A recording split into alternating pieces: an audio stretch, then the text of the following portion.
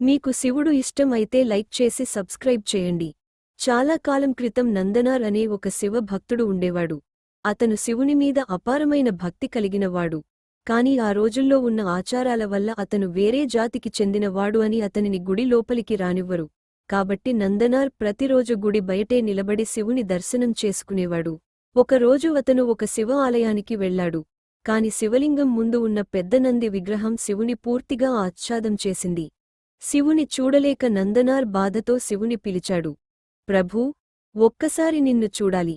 ఆ భక్తుని పిలుపు విని ఆ క్షణంలో జరిగింది ఒక అద్భుతం. ఆ పెద్ద రాయి నంది కొంచెం పక్కకు జరిగింది.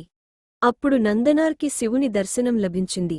ఇది ఎక్కడ జరిగిందంటే తమిళనాడులో ఉన్న తిరుప్పుంగూర్ శివ ఆలయంలో. మీరు అక్కడికి వెళ్ళితే ఆ నంది శివలింగాన్ని అడ్డంగా కాకుండా పక్కకు జరిగి ఉండడం మీ కళ్లతో చూడవచ్చు. తరువాత నందనార్ చిదంబరం నటరాజస్వామిని దర్శించి శివజ్యోతిలో కలిసిపోయాడు. నిజమైన భక్తి ముందు జాతి, ధనం, పేదరికం అనే తేడాలకు విలువ ఉండదు. రాయి విగ్రహాలు కూడా భక్తుని కోసం దారి విడుస్తాయి. హర హర మహాదేవా.